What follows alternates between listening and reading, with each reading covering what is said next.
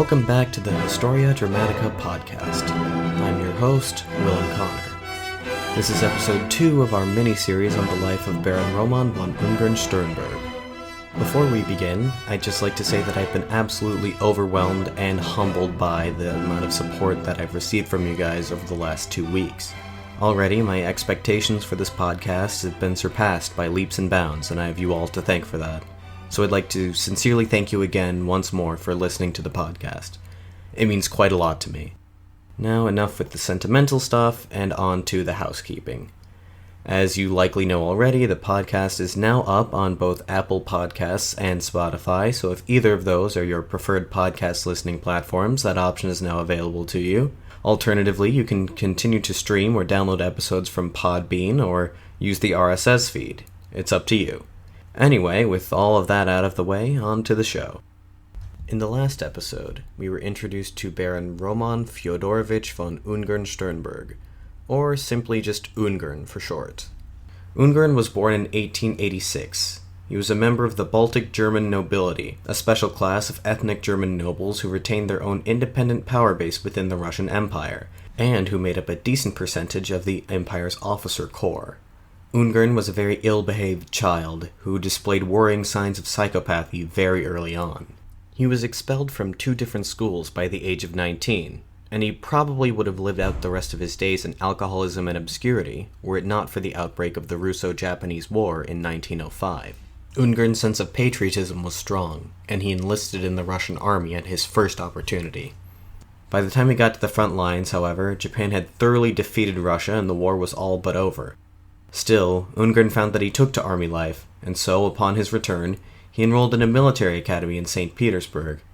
The army really seemed to straighten him out, as his interests changed from killing small animals to reading books about theosophy and Eastern religion. He graduated from the academy and became a full-fledged officer sometime between 1909 and 1910. Because of his fascination with the East, he elected to take up a position with the Cossack regiment stationed in Siberia. He unfortunately found life out there to be extremely dull. He took to heavy drinking to pass the time, which led him to get into fights with fellow officers. He was expelled from 2 different regiments for this sort of behavior. In 1913, Ungern decided to go his own way. He resigned his position and ventured off to Mongolia, where he'd heard tale of a war of independence between the Mongols and their former overlords, the Chinese. Once again, Ungern arrived there to find that the action was mostly over already, and so disappointedly he slunk back to his home in Estonia. And that brings our narrative right to the first half of 1914. Roman von Ungern-Sternberg found himself in much the same position as he did back in 1905. He was down pretty bad, no prospects, and coming to terms with the fact that maybe military life just wasn't for him at all. Then, just as happened in 1905, war broke out again. The basic outline of the First World War should be familiar to anyone who has taken a high school history class. The assassination of Austrian Archduke Franz Ferdinand by a Serbian nationalist sparked a geopolitical crisis that was years in the making. Austria declared war on Serbia, prompting Russia to mobilize against Austria-Hungary, prompting Germany to declare war against Russia and their ally France, prompting Britain to declare war against Germany, and so on and so forth. When Ungern first heard the news that Russia was at war, he wasted no time rejoining the army, opting to join a Cossack regiment based out of eastern Ukraine rather than waiting to be transferred back to Siberia. In the opening months of the war, his new regiment participated in the disastrous invasion of East Prussia. Of the 800,000 Russian soldiers who marched into German territory in August 1914, only 500,000 returned. The decisive German victory came at the Battle of Tannenberg, where, 500 years prior, the Polish and Lithuanians had defeated Ungern's Crusader ancestors. The Russian Second Army was practically annihilated. Among the dead were the general of the Second Army, Alexander Samsonov, who committed suicide out of humiliation, and Ungern's cousin, Friedrich von Ungern-Sternberg, who died attempting to charge a German machine gun emplacement. That brings us to an essential point. The warfare of the First World War was radically different from the last major wars that had been fought in Europe. Now, the popular image of the Great War is one of trench warfare. Young men blindly throwing themselves at enemy fortifications and being mowed down by machine guns and so on and so forth. Now, this is true as it pertains to the Western Front, but the action in the East took on a different character. The sheer length of the border between the warring powers meant that a network of trenches spanning the entire front, as was the case in the West, was simply impractical. The action on the Eastern Front was similar to the wars that Europeans had been used to. Vast offensives and counteroffensives, large battles engaging several thousand men at once. Now, this is not to say that the new technology the war was known for, machine guns, barbed wires, and whatnot, were nowhere to be seen. In fact, they were all too present, and they made life absolute hell for cavalrymen like Ungern. Following his escape from the slaughter at Tannenberg, Ungern left his regiment and joined the 1st Nerchinsky Regiment of the Transbaikal Cossacks. By 1917, the 1st Nerchinsky Cavalry Regiment reported a casualty rate of 170% among enlisted men and 200% among officers, that meaning that all of the men who composed the original unit, as well as most of their replacements, had been killed, wounded, or captured. These high rates were more or less standard across all cavalry divisions of the Russian army. Half of the cavalrymen deployed by the Russian army in 1914 were dead within the year. Russian High Command made note of the ineffectiveness of cavalry tactics in modern war, and, given the high cost of cavalry maintenance, plans were made to phase these units out. Most cavalrymen who remained at the front were relegated to auxiliary duties, such as reconnaissance missions. But Ungern's daring nature and love of combat meant that he wouldn't be content with this. As his commanding officer, Baron Pyotr Wrangel, put it so succinctly, war was his element. He was possessed of the suicidal bravery that was needed to charge a horse towards enemy machine guns capable of firing off 500+ rounds a minute. During the war, Ungern led several daring raids behind enemy lines, descending on enemy positions, killing as many as possible, and running off before they even knew what hit them. He participated in frontline combat on foot as well. Over the course of the war, he was wounded 5 separate times, although none of these injuries were serious enough to take him away from the front for longer than a month. For these actions, he earned several decorations, including Russia's highest military honor, the Order of St. George, which he wore proudly on his chest for the rest of his life, basically. In what is at this point a recurring theme, Ungern's love of alcohol and combative nature ran him afoul of the law once again. On the 22nd of October, 1916, Ungern was on leave in the Ukrainian town of Chernovisty. Having spent the day drinking, Ungern barged into a local hotel and demanded to be given a room, insisting that he was entitled to one because he was a military officer. When the receptionist informed him that he needed a written statement from his immediate superior, Ungern lost his temper and threw a ceramic vase at him. He missed and shattered it against the wall.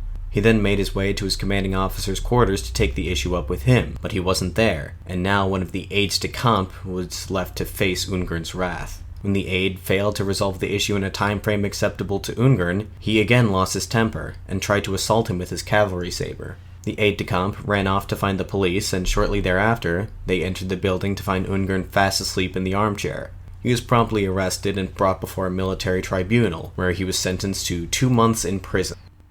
While Ungern was serving his sentence, some rather important political developments were unfolding. The underlying tensions that were the cause of the 1905 revolution had never been truly resolved. Now the hardships of the First World War had once again brought the people's grievances to the fore. Soldiers were dying at a horrific rate, only for Russia to be dealt defeat after defeat by the Central Powers. The economy was tanking. Soldiers on the front lines had trouble even getting the most basic of supplies. Nearly all of Russia's major cities were experiencing food shortages. Whether justly or unjustly, many placed the blame on the incompetent administration of Tsar Nicholas II. In February 1917, a series of strikes and demonstrations broke out in the capital city of St. Petersburg, renamed Petrograd to avoid association with Germany. Initially, the mobs only demanded bread, the cost of which had skyrocketed due to those aforementioned food shortages. As the protests carried on for days on end, however, their demands became more extreme. An end to the war, democratic government, and the abolition of the monarchy. Soldiers were called in to suppress the riots, by violent force if necessary. But this backfired.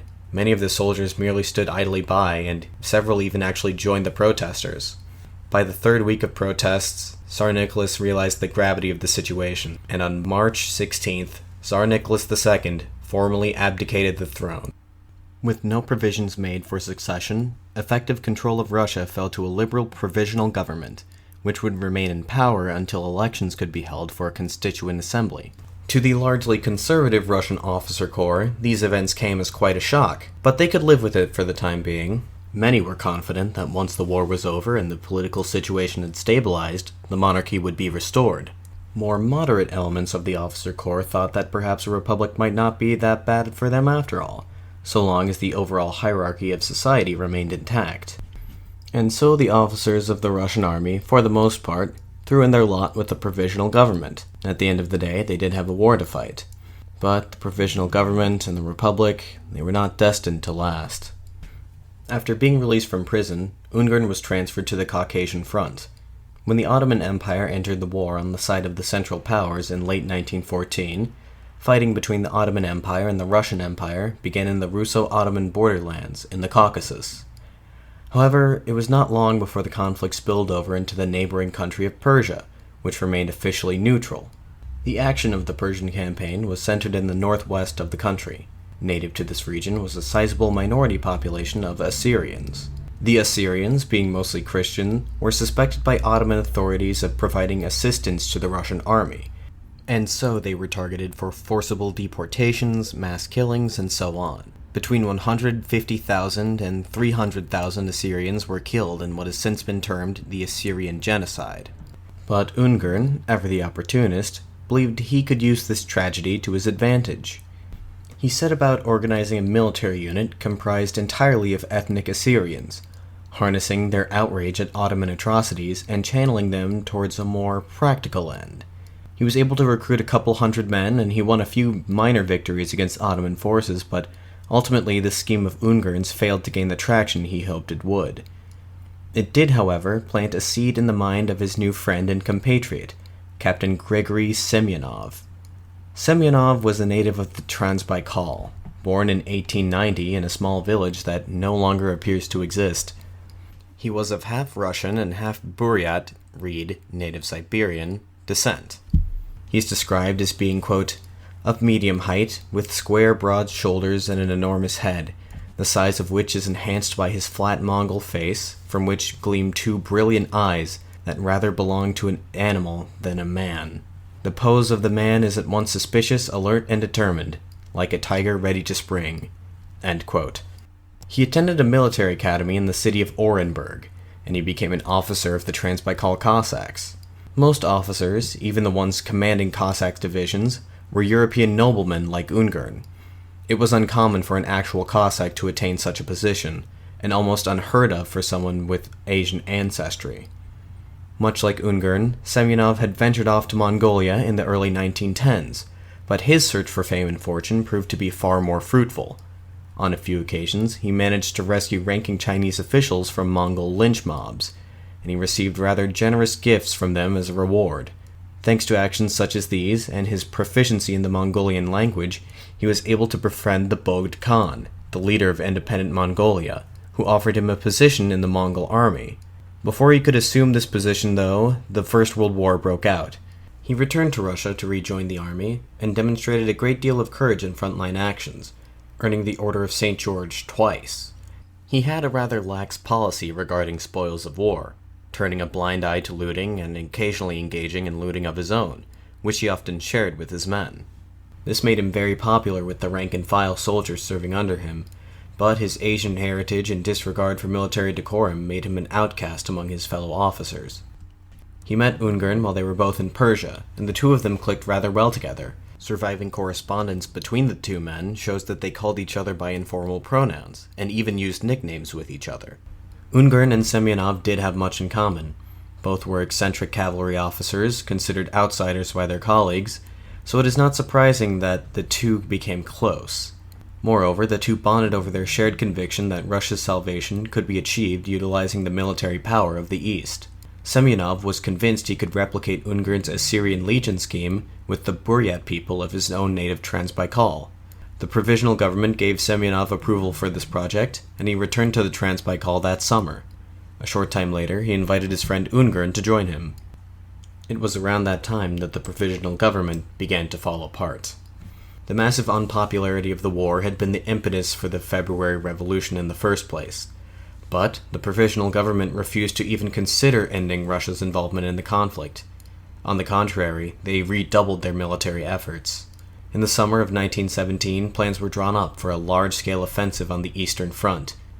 The mastermind of this operation, then War Minister Alexander Kerensky, reasoned that a great military victory would renew Russia's fighting spirit and restore public confidence in the provisional government.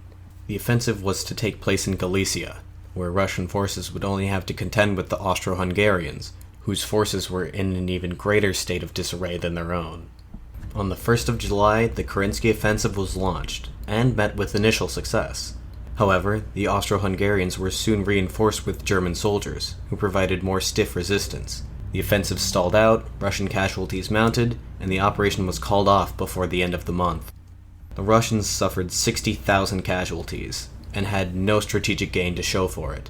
Instead of bolstering people's faith in the provisional government and salvaging the army's morale, as was intended, the Kerensky offensive destroyed what little was left of the army's morale, and led directly to a series of violent demonstrations in Petrograd known as the July Days. These were protests incited by the Bolsheviks, a far-left party whose supporters argued that the February Revolution didn't go far enough, and that political power should be transferred into the hands of the Soviets. A quick note, I do apologize for the gross oversimplification of the Russian revolutions, but this is an episode about Baron von Ungern-Sternberg after all. I promise that I do have plans to make a whole series of episodes about the Russian revolutions at a later date. Anyway, the Soviets were radical workers' councils, and they had a broad base of support among the working class, primarily urban workers and conscripted soldiers. The Soviet Council based in Petrograd became the de facto leader of the other Soviets, and it soon began to assert its authority by issuing orders that ran contrary to the provisional governments. One such order, Order Number 1 of the Petrograd Soviet, was directed at the army. Soldiers were instructed to form their own elected councils and obey orders only so long as they did not interfere with the Soviets' directives. Ungern had to have viewed these developments with growing indignance. The monarchy he had fought all his life to uphold had been all but destroyed, and now left-wing radicals were chipping away at his personal authority, threatening to upend his beloved social hierarchy entirely. Events came to a head in November 1917, when the Bolsheviks overthrew the provisional government. Almost immediately, the officers of the Russian army began to organize resistance to the Bolsheviks, preparing to wage a civil war against them. The White Movement, as it was called, was an incongruous coalition. Its members held beliefs that spanned practically the entire political spectrum. Liberals and conservatives, monarchists and republicans, capitalists and even some socialists, united only by their opposition to the Bolsheviks. The Whites were also divided in another crucial aspect, by geography. The Bolsheviks' base of support was in the Russian heartland, while the White Army was able to organize resistance on the periphery, in South Russia along the Volga River, far to the east in Siberia, in the far northwest, and on the Baltic Sea coast. Communication and coordination between White Army leaders across these disparate theaters of war was nearly impossible. Even within these fronts, the authority of the White leaders was not always unshakable. The ostensible leader of all anti-communist forces in Siberia was Admiral Alexander Kolchak, a former polar explorer turned army officer. While Kolchak was, on paper, the most powerful white leader in Siberia, and perhaps in all of Russia, his authority did not extend to the Ottomans, independent-minded Cossack military leaders such as Semyonov. While both fought against the Bolsheviks, the Cossacks differed from Kolchak in their respective visions of the nation's future, and as such they had no interest in taking orders from him. All the while, Semyonov had been working on his ethnic recruitment scheme, with Ungern serving as his right-hand man. In March 1918, the Bolsheviks, as representatives of the Russian state, signed the Treaty of Brest-Litovsk with the Central Powers, ending Russia's involvement in the First World War. This did not change Semyonov and Ungern's plans much. However, this did not really change their plans all too much, as now they planned to use their newly raised Buryat regiments to fight against the Bolsheviks rather than the Germans. Unfortunately for them, the recruitment had been rather slow going. After nearly a year, Semyonov and Ungern had managed to recruit only around 600 or so soldiers. The rank-and-file soldiers stationed in the Transbaikal, meanwhile, had gone into revolt. Semyonov decided to move his base of operations a bit further away. He chose Manchuria, a town on the Russian-Chinese border that was little more than a way station along the Trans-Siberian Railway. When Ungern and Semyonov arrived on the scene, they found a similar situation to the one they had just fled. The town's garrison was in revolt. The enlisted men were arranging ad hoc tribunals for their officers at that very moment. To make matters worse, thanks to a logistical mishap, most of Semyonov's men ended up on a train heading in the exact opposite direction from them. Ungern attempted to head west in an effort to catch up with them, but Semyonov made a last-minute change in plans. He now ordered Ungern to return to Manchuria with the train's railcars lit so as to appear that he was accompanied by a whole regiment of soldiers, and trick the mutinous garrison into surrendering. The plan worked without a hitch, and Ungern had the 500 soldiers disarmed and sent away. With the nascent insurrection put down, Semyonov and Ungern were able to use Manchuria as a base from which they could reconquer the Transbaikal. From late 1917 to early 1918, Semyonov's men carried out several small-scale operations against the Red Army. Ungern was able to use the railcar bluff to disarm several more garrisons in the area, but it would not be enough. The Red Army was beginning to better organize their military efforts in the east, and eventually, Semyonov's forces were forced to flee across the border into China. In early 1918, they found themselves in Harbin, the primary urban center of Manchuria. Their objective was to find a third party that would be willing to support their reconquest of the Transbaikal. Ungern, antisocial as he was, did not meet with much success. Semyonov, on the other hand, was quite charismatic and, what's more, diplomatically savvy. He made contacts with agents working on behalf of the Japanese government. The Japanese wanted to take advantage of the Russian Civil War to expand their influence in Siberia.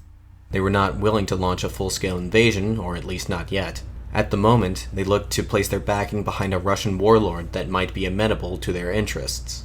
While looking back on it, Semyonov might not have been the most trustworthy candidate for the task. He was able to convince the Japanese that he was their man. In Harbin, Semyonov reinforced his ranks with more Central Asian conscripts, Chinese mercenaries, and Japanese volunteers, all of whom were paid with Japanese funds and armed with Japanese weapons. Now christened the Special Manchurian Division, Semyonov's forces re-entered the Transbaikal in March of 1918. They suffered some initial setbacks, but their efforts were greatly helped along when the Allied powers, Japan included, made the decision to directly intervene in the Russian Civil War on behalf of the Whites. By September 1918, all Red Army forces had been driven out of the Transbaikal. Admiral Kolchak, who at this point now bore the title Supreme Leader and Commander-in-Chief of all Russian land and sea forces, and yes, that was his real official title, formally recognized Ataman Semyonov as Commander-in-Chief of the Transbaikal Military District. Semyonov set up court in a high-end hotel in the regional capital of Chita, and from there he ruled the Transbaikal as if it were his own personal domain. Unbeknownst to either Kolchak or the Japanese, Semyonov's ambitions went far beyond just the Transbaikal, however. He had dreams of unifying all Mongol people into one centralized state, ruled by him, of course. Life for the average person living in Semyonov's Transbaikal was not pleasant. While most of the conflict in the Civil War was concentrated to the west, irregular Bolshevik forces waged, to use a contemporary term, a low-intensity war against the White Army wherever it could. In the Transbaikal, peasants and lower-class Cossacks, urged on by Bolshevik agents, took up arms against Semyonov's forces. As is often the case in these scenarios, to differentiate between combatant and civilian was a near impossible task for the occupying force.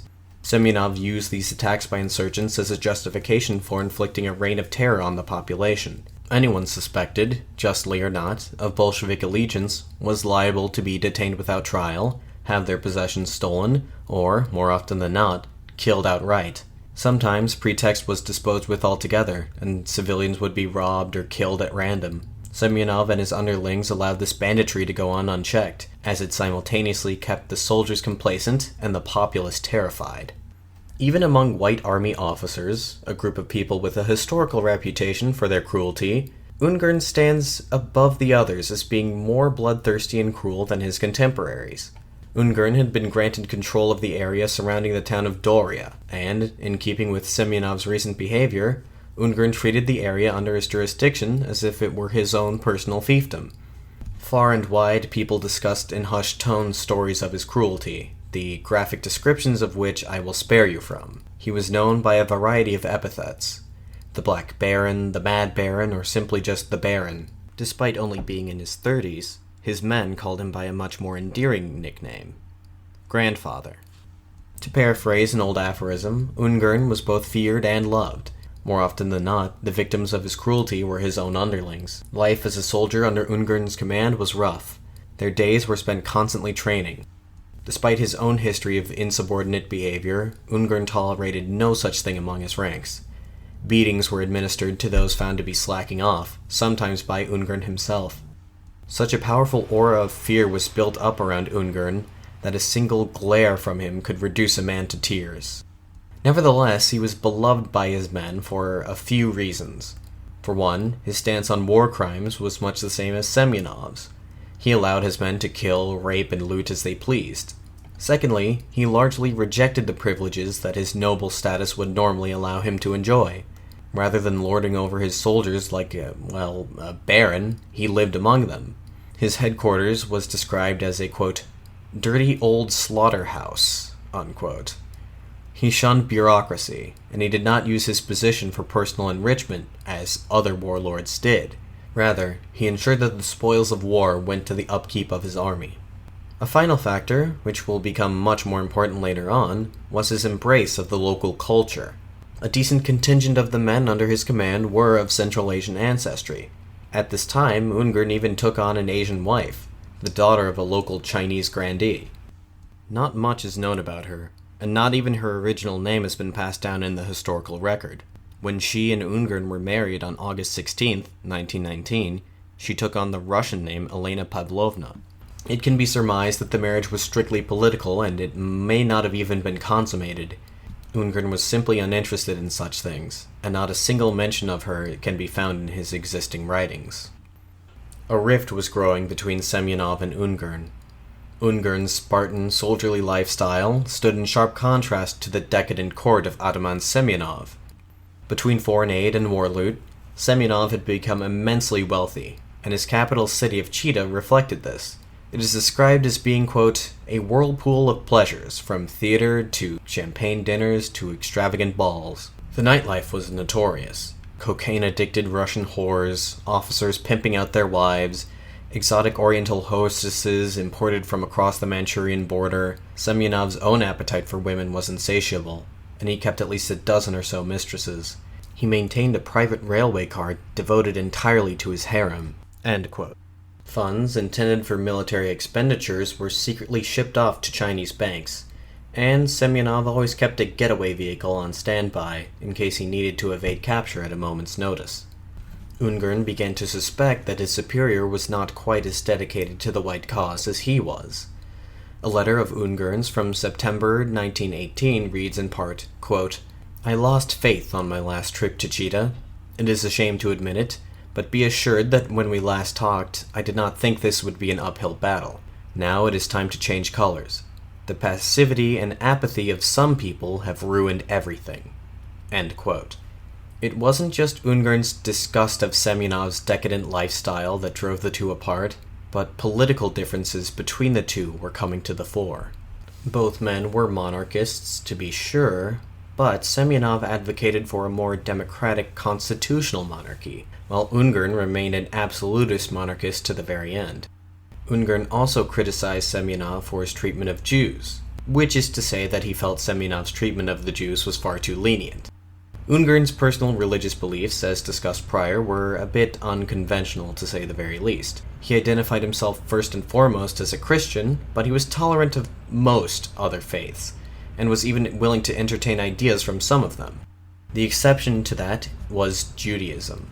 Russian society in the 19th and 20th centuries has a fairly well-deserved reputation for its anti-Semitism. Jewish civil and political rights were severely limited, and, since the late 1800s, Jewish communities had been targeted by pogroms, violent riots wherein hundreds of Jewish people were murdered at a time.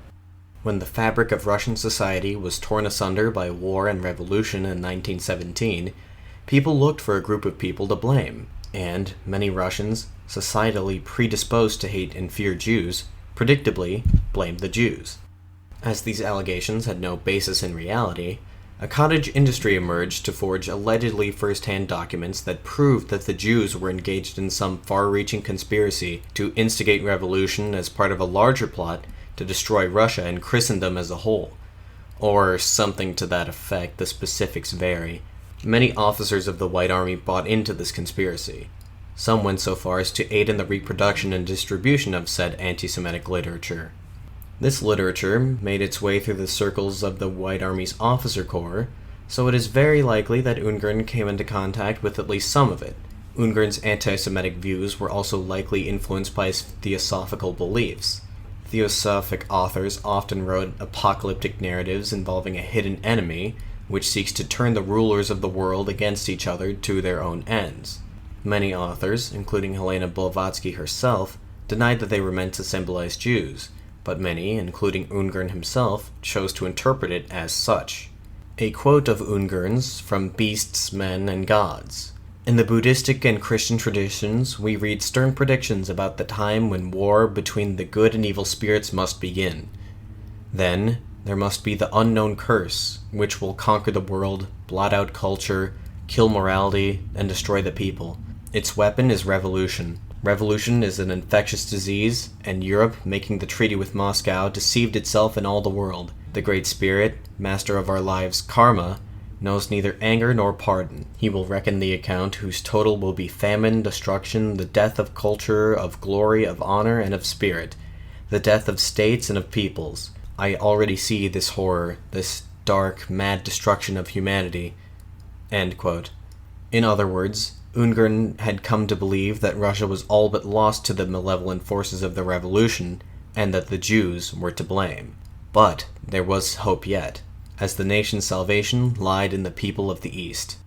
Ungern was right about one thing: Russia was indeed lost to the revolutionaries. By the spring of 1920, the White Army was being beaten back across all major theaters of the war. In Siberia, more and more partisans took up arms against the Whites, and they grew more emboldened by the day.